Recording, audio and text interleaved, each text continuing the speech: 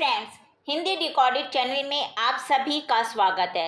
दोस्तों, विज्ञापन का काम अपने निश्चित लक्ष्य और उद्देश्य की पूर्ति के लिए संदेश को प्रसारित करना होता है और प्रमुख रूप से इसी कारण विज्ञापनों का वर्गीकरण किया गया है। विज्ञापनों का जो वर्गीकरण है वो 4 प्रकार से किया गया है। पहला है बनावट के आधार पर, दूसरा है विज्ञापनकर्ता के आधार पर, तीसरा है प्रसार क्षेत्र के आधार पर और चौथा है संदेश के आधार पर। अपने पिछले अध्याय में हमने बनावट के आधार पर विज्ञापनों का विज्ञापन 4 श्रेणियों में बांटे जाते हैं, इस पर चर्चा की थी। आज के अध्याय में हम चर्चा करेंगे विज्ञापनकर्ता के आधार पर विज्ञापन के प्रकार।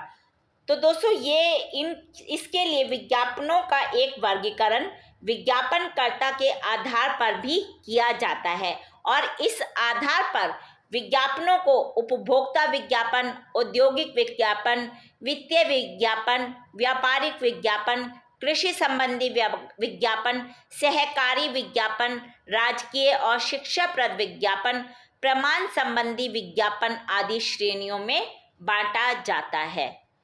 तो दोस्तों, जानते हैं सबसे पहले उपभोक्ता विज्ञापन कौन से होते हैं। दोस्तों, जो इस तरह के विज्ञापन होते हैं ये विज्ञापनकर्ता को सीधे उपभोक्ता से जोड़ते हैं, क्योंकि इनमें दैनिक जीवन की उपयोगी वस्तुओं और आम उपभोक्ता वस्तुओं की जानकारी होती है। अब दैनिक जीवन में सबसे पहले तो आती हैं खाने पीने की वस्तुएं, कपड़े, साबुन, तेल, चाय, बिस्किट, चॉकलेट, पेय पदार्थ, स्कूटर, कार, साइकिल आदि। ये जो जितनी भी हैं ये तमाम रोज़मर्रा की वस्तुएं हैं और इसी तरह की वस्तुओं के विज्ञापन उपभोक्ता विज्ञापन के अंतर्गत आते हैं। दोस्तों, जो ये विज्ञापन होते हैं ये ब्रांड इमेज भी बनाते हैं और उपभोक्ता को विज्ञापित वस्तुओं को खरीदने के लिए प्रोत्साहित भी करते हैं और ये विज्ञापनों का एक सबसे लोकप्रिय रूप भी माना जाता है, जो प्रसारण और प्रकाशन माध्यमों में हर जगह देखने को मिल जाता है। इस तरह के विज्ञापनकर्ता प्रायः उपभोक्ता वस्तुओं के उत्पादक, वितरक या विक्रेता होते हैं और इन विज्ञापनों का पूरा जोर सिर्फ उत्पाद की विशेषताओं को बताने में होता है। साथ ही साथ इनके दामों में छूट, समान दाम में अधिक वस्तु आदि बातें भी इस तरह के विज्ञापनों द्वारा बताई जाती हैं, जिससे जो उत्पादित वस्तु है वो अधिक से अधिक लोगों तक आसानी से पहुंच सके। दूसरा है औद्योगिक विज्ञापन। दोस्तों, ये सामान्य उपभोक्ताओं के लिए नहीं होते हैं, क्योंकि ये जो विज्ञापन है ये उद्यमियों या फिर एक निश्चित वर्ग के लिए ही जारी किए जाते हैं। ये विज्ञापन उद्यमियों को कच्चे माल, उपकरण, सहायक उद्योग आदि के बारे में जानकारी देते हैं। अब जैसे किसी बड़ी स्टील कंपनी का विज्ञापन, निर्माता कंपनी का विज्ञापन जो स्टील के सामान बनाने वाले छोटे उत्पादकों को लक्ष्य कर जारी किया जाएगा, इसके लिए यह आम उपभोक्ताओं के लिए जरूरी नहीं होते इस तरह के विज्ञापन। छोटे उद्योग भी फिर अपना कच्चा माल बेचने के लिए इसी तरह के विज्ञापनों का सहारा लेते हैं। इन विज्ञापनों का जो संदेश होता है वो अति लुभावना और आकर्षक नहीं होता, बल्कि तथ्यों पर आधारित होता है और इनमें कही गई बातें भी प्रामाणिक होती हैं। इस तरह के विज्ञापन प्रसारण प्रकाशन माध्यमों के साथ डायरेक्ट मेल और कैटलॉग आदि के जरिए भी जारी किए जाते हैं। अब हम तीसरा जानते हैं वित्तीय विज्ञापन। दोस्तों, बैंक, बीमा कंपनियां, वित्तीय संस्थाएं आदि अपनी वित्तीय गतिविधियों की जानकारी देने, शेयर जारी करने, पूंजी बाजार से पैसा उठाने आदि कामों के लिए इस तरह के विज्ञापन जारी करती हैं। इस तरह के विज्ञापनों के जरिए कंपनियां अपनी वित्तीय उपलब्धियां, अनुमानित लाभ और विस्तार योजनाओं आदि के बारे में जानकारी देते हैं और इसके साथ ही साथ इसमें कंपनियों के आय व्यय का ब्यौरा भी उपभोक्ताओं को दिया जाता है और ये विज्ञापन एक निश्चित पाठक वर्ग के लिए ही होते हैं और जो इनमें लिखित संदेश होता है वो बहुत अधिक होता है। इस तरह के विज्ञापन पत्र पत्रिकाओं में प्रकाशित होते हैं और डाक माध्यम से भी भेजे जाते हैं। निजी क्षेत्र की जितनी भी वित्तीय कंपनियां वो इस तरह के विज्ञापनों का अधिक से अधिक मात्रा में प्रयोग करती हैं। चौथा है व्यापारिक विज्ञापन। जो इस तरह के विज्ञापन होते हैं इनका उपभोक्ता से कोई सीधा संबंध नहीं होता, बल्कि वितरकों और थोक विक्रेताओं से इसका संबंध होता है। दोस्तों इनमें विज्ञापनकर्ता वितरकों और थोक विक्रेताओं को जो उत्पाद होते हैं उनके भंडारण, फुटकर बिक्री योजनाओं, वितरकों की नियुक्ति, बिक्री केंद्र खोलने आदि की जानकारी देते हैं। और इस तरह के विज्ञापन जो होते हैं वो विपणन प्रक्रिया को काफ़ी प्रभावित करते हैं और साथ ही साथ विपणन प्रक्रिया को बढ़ाते भी हैं। जैसे डिटर्जेंट पाउडर या किसी खास ब्रांड के अंडरगारमेंट्स की थोक खरीद में बड़े उपहारों की घोषणा वाले ऐसे विज्ञापन हमें पत्र पत्रिकाओं में प्रायः देखने को मिल जाते हैं। अगला है कृषि विज्ञापन।